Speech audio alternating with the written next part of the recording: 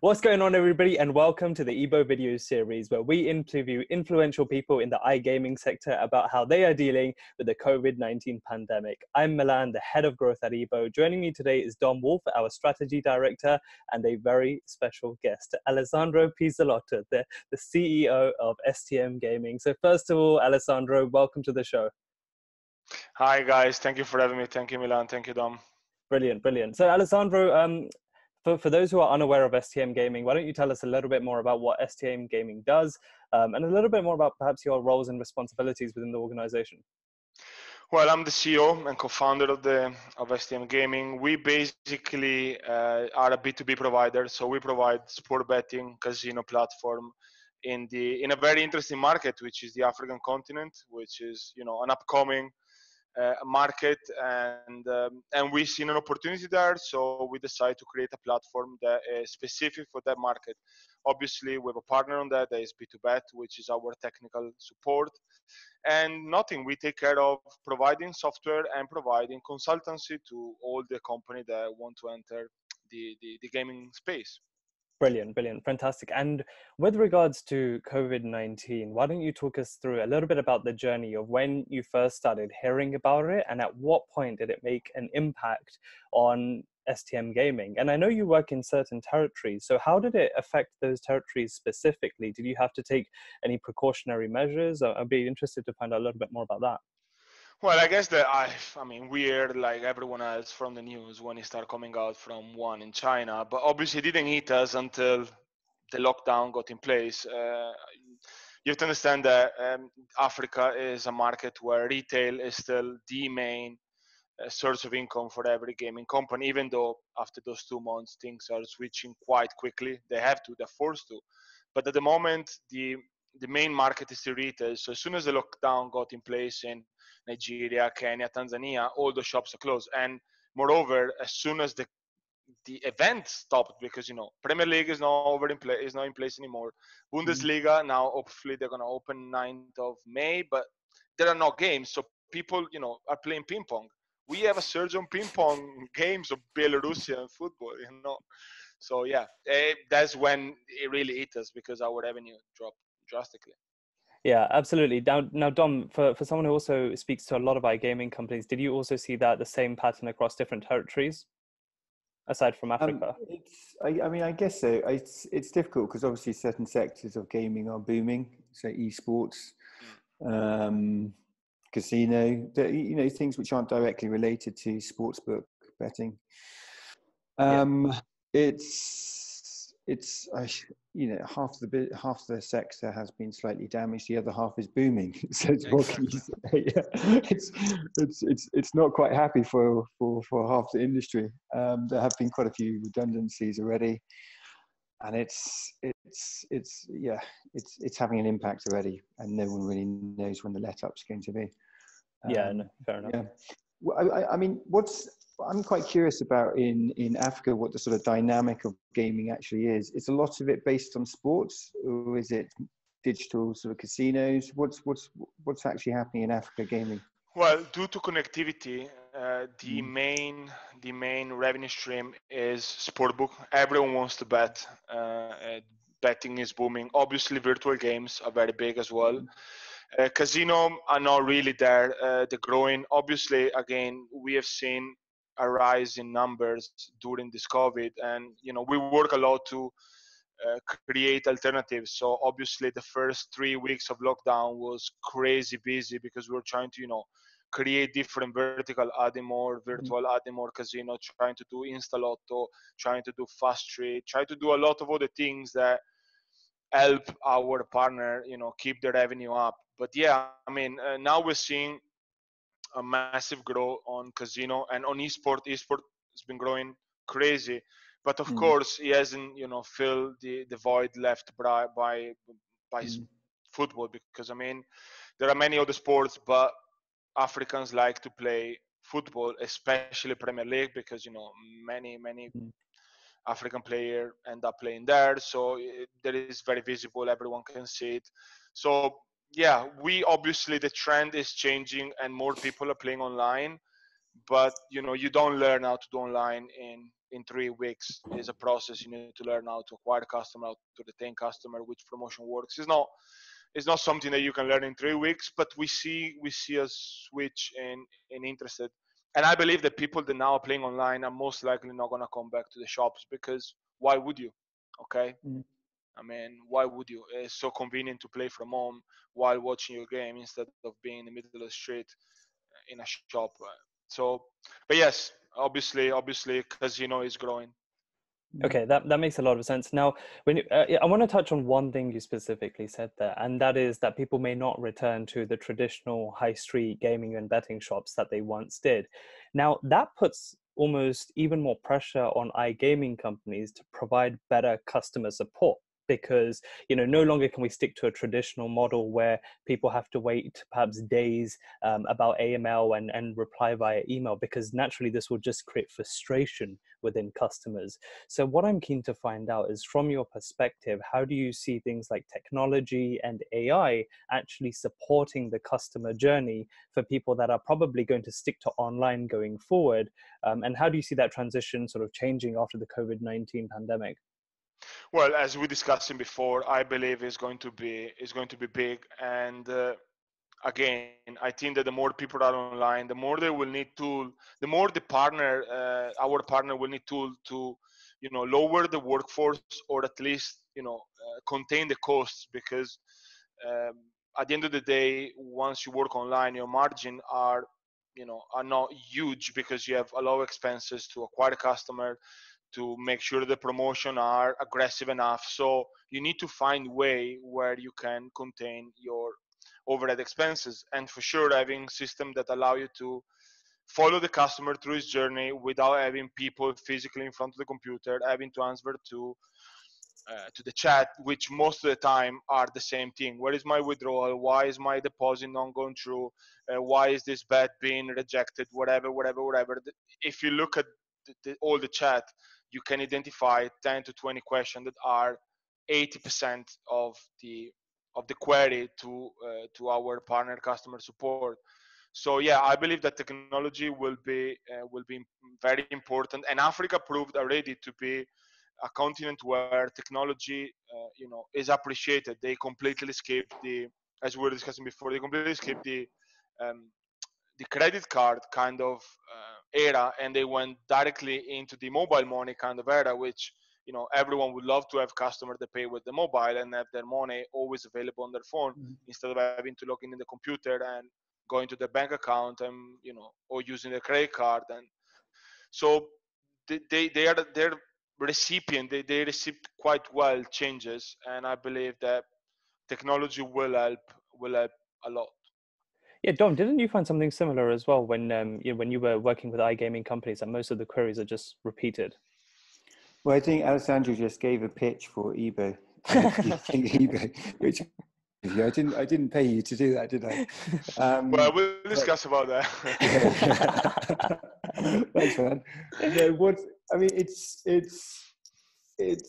mean, it's interesting when a company goes into a new territory. I mean, Africa's such a vast continent, isn't it? There's so many different dynamics going on, obviously, on there. But to have the ability to build a company and scale it quickly, and do it without the legacy technology and the legacy processes, that's a huge opportunity. I think automation through artificial intelligence, through customer support, is a bit of a no-brainer in that case, and that's exactly what we're trying to do at eBay. A lot of the companies in Europe do struggle with this residual legacy type way of doing things, and it's a lot easier to turn the Titanic than it is to perhaps sail it into an iceberg.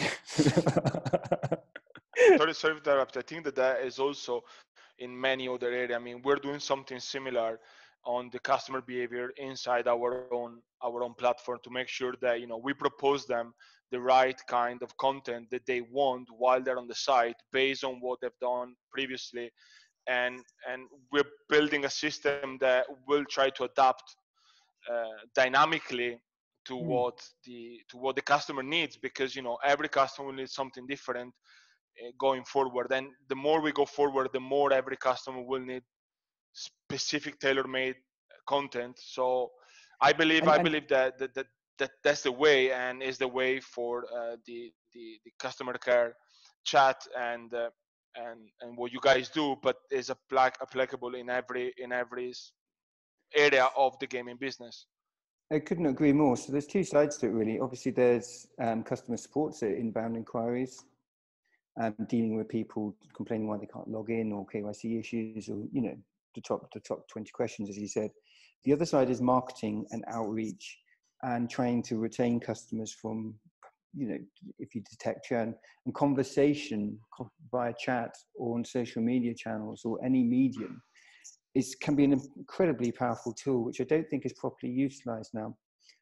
You're quite right. Having a CRM which can detect which content a customer or which bonus a customer should be facing at that point, that could all be delivered via conversation. I think that is the next real revolution within gaming, certainly as margins get decreased, which is happening as we speak. You need to make those extra percentage points somewhere, and by optimizing conversation, I think gaming companies can do that. I completely agree. Now, Alessandro, one of the things I wanted to touch on is when it comes to new technology, there's often a cultural barrier, perhaps an adoption curve that one needs to overcome. So how have you found that within Africa? You said they're very perceptive to new technology. Now with technology perhaps moving towards automation and AI across the various regions of Africa, how do you manage sort of perception and adoption to ensure that customers actually embrace this new technology? Well, at the end of the day, I think it comes down to revenues. Okay, so with B2Bet, we look at what can generate new revenue for our partner. And whenever you find one guy that is willing to try whatever new technology you're going to release, and the revenue spikes, everyone else follows suit.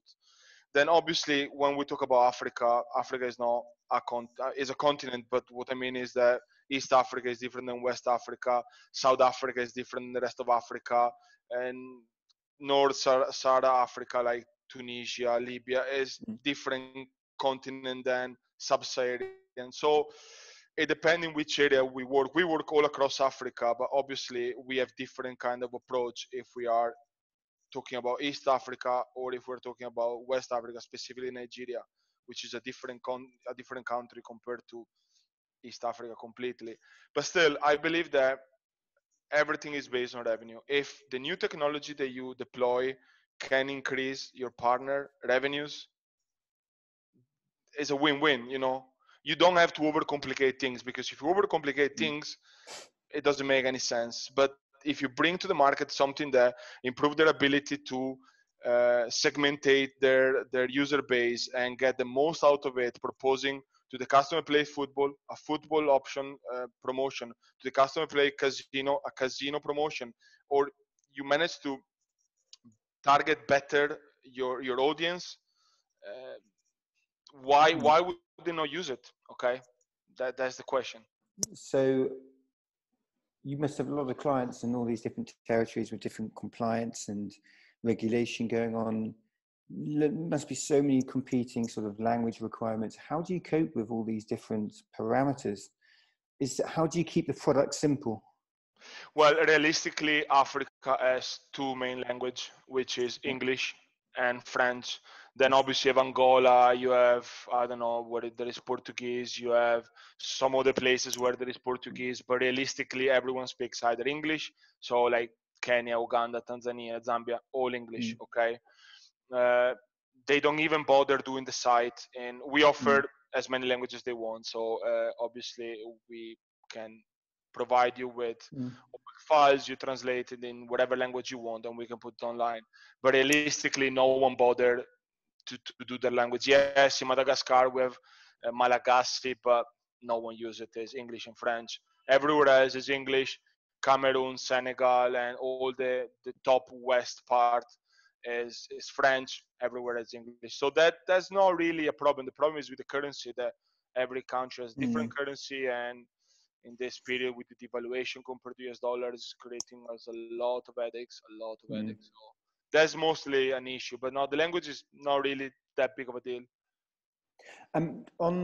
So are you working with the payment processors as well? Is that coming out of the box? Well, yes. So Okay. in every country, we have some payment solution that we have connected. Across East Africa, there are a couple of major players. That obviously being mobile money, there are a couple of major telecommunication company which handle payment, because so as you can understand, payment is all handled by mobile money. So you have a phone number, you can go in one of their office, reload your phone number, and with that one you pay bill, you do whatever you want. Nigeria, again, different. We have connected with several banks, and but yes, every country has pretty much their own payment solution. Even though, you know, Vodafone with different name is present in most of East Africa, Airtel with different name is present in most of East Africa. So there are a few giant company that provide telecommunication to all those countries. And have you seen a rise of crypto there at all or not? Well, listen, Binance open Binance Uganda. I was there actually like a year ago when was the guy, the CEO was there, and then he came out. He signed some kind of agreement with the government. Yeah. I think they will, especially now. I think that there will be a growth because their local currency are being hammered. Okay, so euro is not doing that well, but you know, compared to their currency, when you compare them with US dollar, they're doing very bad, very bad. So I would say it's a safe bet. The richest people are buying. There is a lot of class difference in Africa. So there are people that has money and people that doesn't have money. I believe the people that has money understand crypto and invest in it. Would gaming companies be using it as a payment mechanism? Not yet, because all the country we work in are regulated country.